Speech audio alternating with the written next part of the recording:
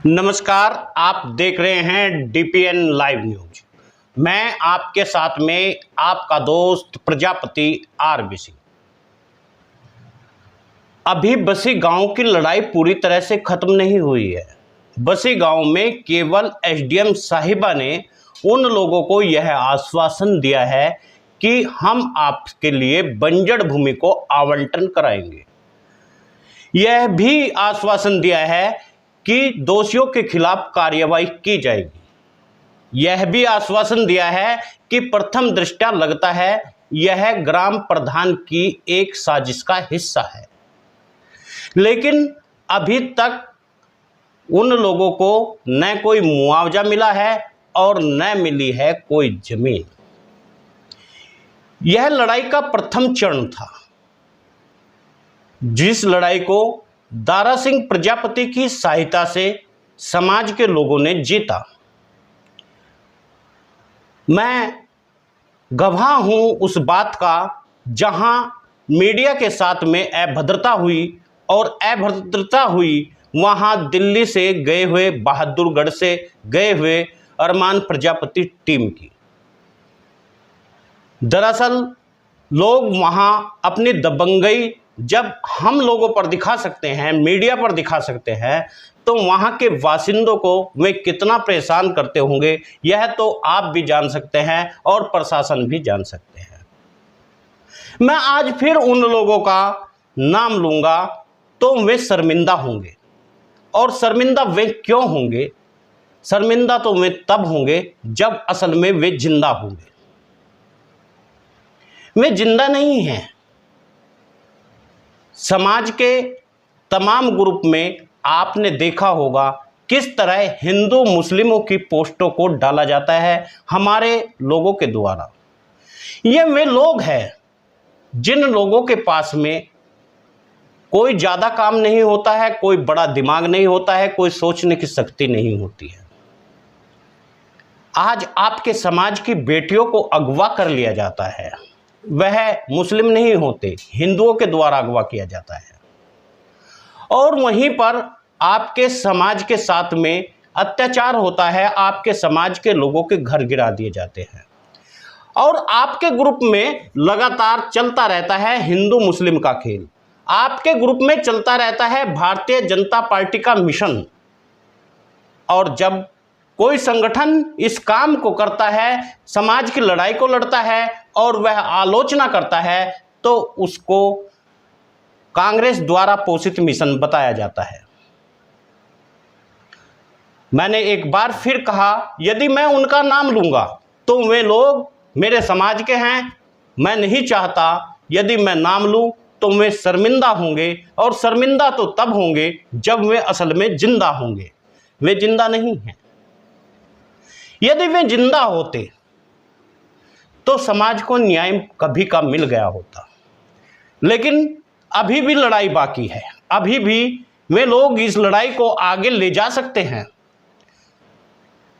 आज लड़ाई को लड़े हुए पूरे 3 दिन हो गए, और 3 से 4 दिन का वक्त एसडीएम साहिबा ने मांगा था। जांच पूरी हो गई होगी, और आज ज़रूरत है एसडीएम साहिबा से ये पूछने की, मेरे समाज को इंसाफ मिला क्या? क्या मेरे समाज के लोगों को अब घर मिलेंगे? क्या उनका विस्थापन होगा क्या? या फिर एक बार फिर इस लड़ाई को जहां से शुरू की वहीं पर ख़त्म हो जाएगी? उस गांव के लोग, मैंने इतनी दबंगता से कभी किसी गांव में नहीं देखा जिस तरह उन्होंने प्रहार किए। उन लोगों ने यहां तक कहा कि हम बुलडोजर चलाते जाएंगे, चाहे इनके बच्चे ही क्यों न दब जाए। गवाह रहा मैं उस बात का। वहां बिखरा हुआ मैंने अनाज देखा, वहां बिखरा हुआ उनका ईंधन देखा, वहां बिखरा हुआ मैंने पूरा घर देखा। तिनकों की तरह उन घरों को बिखेर दिया गया, और जो घर बचे उनमें दरारें पड़ी हुई थी। कुछ दिनों के बाद में वे भी धराशायी हो जाएंगे, और हो सकता है उनके नीचे उनके बच्चे भी दब जाए। लेकिन इस बात से कोई सरोकार नहीं है प्रजापति समाज के उन ठेकेदारों को जो कि भारतीय जनता पार्टी की लगातार राजनीति कर रहे हैं। आप कहेंगे आखिर आप भारतीय जनता पार्टी को बार बार क्यों कहते हैं? आप कांग्रेस को क्यों नहीं कहते? आप समाजवादी को क्यों नहीं कहते? मैं कांग्रेस और समाजवादी को इसलिए नहीं कहता हूं क्योंकि कांग्रेस और समाजवादी पार्टी का वर्चस्व उत्तर प्रदेश में है ही नहीं। यदि यही घटना राजस्थान में हुई होती तो मैं यह बात कांग्रेस को कहता। और मैंने कहा भी, कमलेश प्रजापति के मामले में मैंने अशोक गहलोत को खूब आलोचना की, खूब कहा, और अशोक गहलोत ने वहां सीबीआई के लिए भी जांच बैठाने का काम किया। अपनी ही सत्ता में अपने ही खिलाफ सीबीआई बैठानी पड़ी थी जब डीपीएन लाइव न्यूज ने 6 महीने तक लगातार प्रजापति समाज की आवाज को उठाया था। समाज के विभिन्न संगठनों ने वह लड़ाई लड़ी और पूरा समाज एक हो गया था। पक्ष और विपक्ष दोनों ही धरना प्रदर्शन कर रहे थे। वहां पर यह टांग खिंचाई नहीं थी कि यह किसके द्वारा पोषित संगठन है।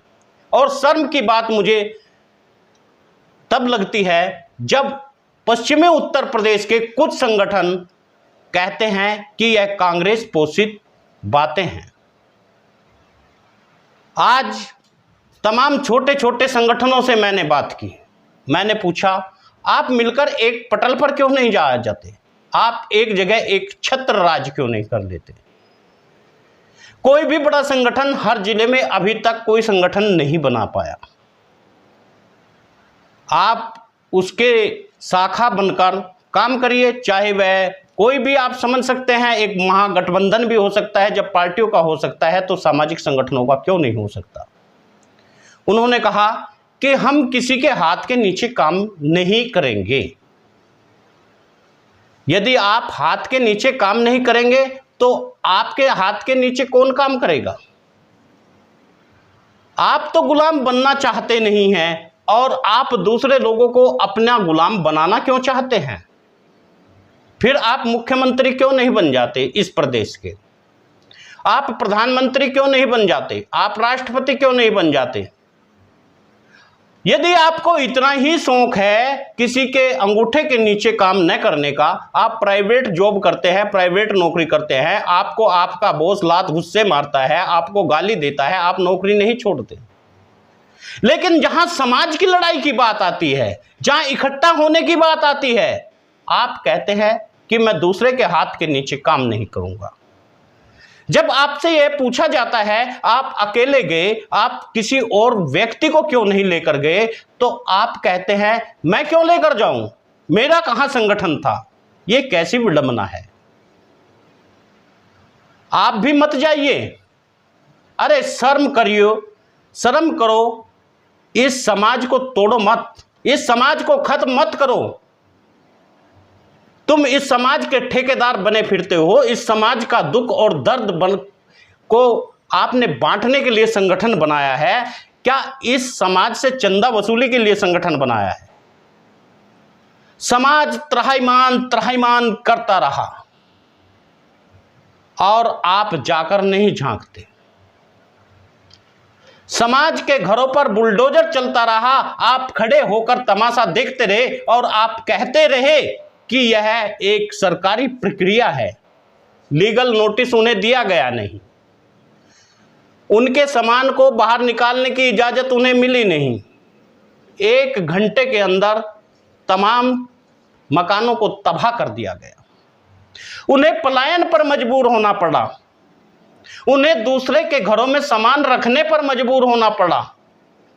धू धू करके बारिश आती रही, तूफान आते रहे, छोटे छोटे बच्चे, वे मासूम चेहरे मैंने देखे जो मासूम यह भी नहीं जानता आखिर मेरा मकान गिरा क्यों।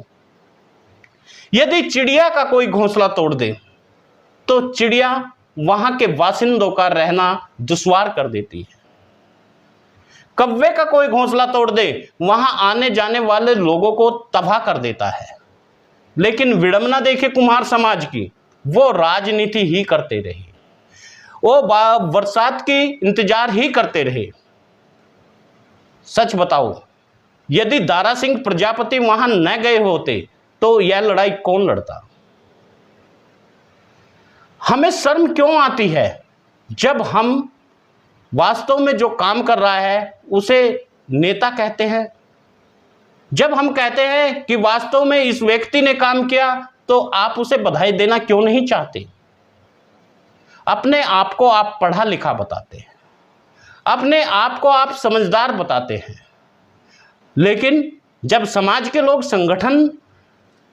कोई भी संगठन कोई कार्य करता है तो आप उसे भाजपा विरुद्ध बताते हैं और आप बताते हैं यह कांग्रेस पोषित है। लड़ाई अभी बहुत बड़ी है, लड़ाई अभी खत्म नहीं हुई है, लड़ाई आगे भी है। आज वक्त आपका है, आज समय आपके पास है। आप एसडीएम साहिबा तक यह पैरवी कर सकते हैं। आप वहां जाकर पूछ सकते हैं कि आखिर मैडम आपने कहा था कि इन लोगों को हम पट्टा आवंटन कराएंगे, अब जाए तो ये लोग कहां जाए? अभी भी समय है। लेकिन मैंने देखा पश्चिमी उत्तर प्रदेश के उन जिलों को जहां भाई भाई की टांग को खींच रहा था, जहां मीडिया की आलोचना प्रजापति कुम्हार समाज कर रहा था और जहां उस मीडिया की आलोचना हो रही थी जो समाज की लड़ाई लड़ रही थी। वह आलोचना केवल इसलिए कर रहा था क्योंकि आपको दारा सिंह का नाम नहीं लेना चाहिए, आपको राष्ट्रीय प्रजापति महासभा का नाम नहीं लेना चाहिए था, आपको नाम लेना चाहिए था हमारा, क्योंकि हम काम करें न करें लेकिन बागपत में आपको हमारा नाम लेना होगा। हमने पूछा आप कितने लोग थे? उसने कहा मैं अकेला था। तुम अकेले उस दिन क्यों नहीं गए? आप 4 आदमी, आपकी इतना बड़ा संगठन आप बताते हैं, आप कहते हैं मैंने मंत्री का घर घेर दिया, मैंने लव जिहाद में काम किया, मैंने ये किया, मैंने वो किया, लेकिन आपकी हिम्मत 4 आदमी लाने तक की नहीं हुई। आपके पास पूरी टीम थी, लेकिन फिर भी यह लड़ाई आपने लड़नी नहीं चाहिए क्योंकि आप इस लड़ाई को पूरी तरह से फेल करना चाहते थे और आपके कारण लोग रुके भी। आपने लोगों को समझाया यदि आप धरना प्रदर्शन करेंगे तो प्रजापति कुम्हार समाज का अहित होगा। साथियों, क्या ऐसे लोगों को इस समाज में रहने का वास्तव में हक है? मैं फिर एक बार कह देता हूं, आलोचनाएं तो जरूर होती हैं क्योंकि साफ और सुथरी बात कहने वाला मीडिया हमेशा आलोचना का शिकार जरूर हो जाता है। ऐसा नहीं है कि हर बार मैं दारा सिंह की प्रशंसा करता हूं या मैं किसी पर्टिकुलर व्यक्ति की प्रशंसा करता हूं। कई बार आप वीडियो उठाकर देख सकते हैं, मैंने दारा सिंह ने जो गलत किया उसके लिए भी कहा था। मैंने चुनाव प्रणाली पर भी सवाल उठाए थे और इसके लिए राष्ट्रीय प्रजापति महासभा ने बाकायदा पूरा दृष्टांत दिया था और उन्होंने इस पर पूरी सफाई भी दी थी। लेकिन जो गलत होता है हम हमेशा उसे उठाते हैं और हम उनका नाम लेकर उठाते हैं। आपका नाम हम इसलिए नहीं लेते क्योंकि हो सकता है आप शर्मिंदा हो और शर्मिंदा तो आप तब होंगे जब आप असल में जिंदा होंगे। जिंदा दिली की बात जब तक आप करोगे नहीं, हम आपको अपना नेता नहीं मान सकते। पूरा समाज आपको अपना नेता नहीं मान सकता। आपको समाज के नेतृत्व अगर करना है तो समाज की लड़ाई लड़नी होगी। तमाम ग्रुप से जो आपने बनाए हैं उन लोगों को रोकना होगा जो समाज के हित की बात करते हैं, जो समाज के बारे में गलत लिखते हैं, जो कि केवल अपना प्रचार करने के लिए ग्रुप में जुड़े हैं। साथियों, आपसे निवेदन है, आप हमेशा वीडियो को शेयर करते हैं और शेयर करने से समाज में एक जागरूकता फैल जाती है। आपने वह जागरूकता फैलाने का बड़ा काम किया और न्याय प्रणाली का आप एक बड़ा हिस्सा बन गए। आपने हमारी न्यूज को फैलाया। यह न्यूज ज़्यादा से ज़्यादा फैलेगी, ज़्यादा से ज़्यादा लोगों तक जाएगी, तो आवाज़ बुलंद होगी। उन लोगों के हौसले पस्त होंगे जो मीडिया को धमकाने का काम इसलिए करते हैं। वो कहते हैं कि मेरा गांव है, हमारा गांव है, यहाँ से निकल जाओ। वो कहते हैं कि तुम लोगों को नेता हम 1 मिनट में बना देंगे। हमारे युवाओं को कहते हैं। और जब आप इन वीडियो को वायरल करते हैं तो उनके पसीने छूट जाते हैं। ऐसे ही वो मीडिया को रोकने के लिए नहीं आई। इसमें खास वजह थी क्योंकि आपने वीडियो को पॉपुलर कर दिया था और वो वीडियो उन लोगों तक भी पहुंच गई थी। यही कारण है कि वे लोग वीडियो को देख करके उन्होंने देखा कि डीपीएन लाइव न्यूज यहाँ आया हुआ है और यह प्रजापति कुम्हार समाज की आवाज़ को ज़्यादा दिखाता है। उसने आते ही मुझे कहा, पत्रकार साहब, इन कुम्हारों की वजह से, इन कमीनों की वजह से, उन्होंने कमीन शब्द का प्रयोग किया। जाइए और देखिए, हमारा स्कूल डूबा हुआ है, क्या आप उस स्कूल में अपने बच्चों को पढ़ा सकते हैं? हमने कहा, भाई इसके लिए आप जाइए और एक नाला बनवा दीजिए सरकार से कहकर। लेकिन आपने घर क्यों तोड़े? फिर दूसरे समुदाय के घर वहीं खड़े हुए, बड़ी बड़ी बिल्डिंगें उस तालाब में खड़ी हुई मैंने देखी।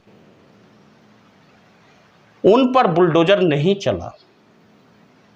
जिन लोगों के अंदर ताकत नहीं थी, जिन्हें वे समझते थे इनके अंदर ताकत नहीं है, उन लोगों के मकान को तोड़ा गया। बारिश लगातार हो रही है और वे लोग एक पॉलीथीन के नीचे बैठ करके खाना खा रहे हैं। किसी तरह से खाने की व्यवस्था हो रही है। उनके मिट्टी के तमाम बर्तन खत्म कर दिए गए, उनको तोड़ दिया गया। आप सभी लोगों से हाथ जोड़कर निवेदन है, आप उन्हें न्याय दिलाइए। आप वीडियो को ज़्यादा से ज़्यादा शेयर करिए।